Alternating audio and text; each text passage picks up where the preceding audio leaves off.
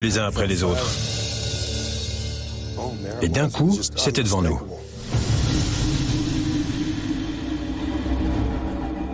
C'était à couper le souffle. Pouvez-vous nous le décrire? On aurait dit deux moules à tartre fermés l'un sur l'autre, avec un petit dôme, haut comme cet arbre,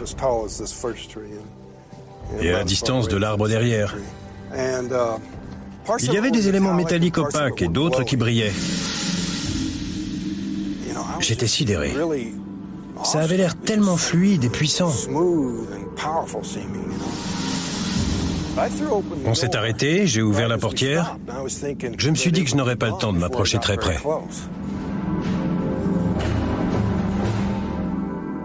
Les autres m'ont hurlé « Reste pas là, reviens !» Un rayon d'énergie a jailli du fond du vaisseau. J'ai été frappé de plein fouet. C'était très puissant. Ça m'a frappé à la tête et à la poitrine.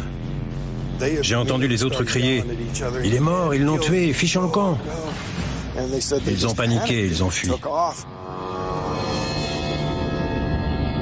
Ça picotait et en même temps, j'étais engourdi.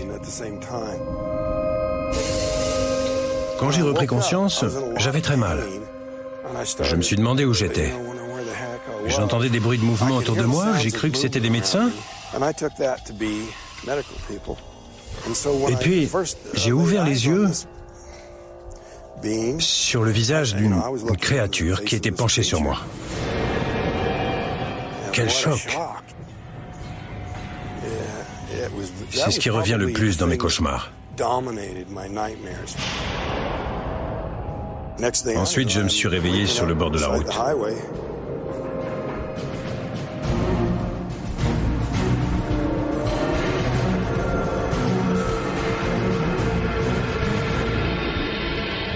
Je n'y suis jamais retourné seul. Je sais que c'est difficile, mais accepteriez-vous de nous accompagner pour étudier les lieux?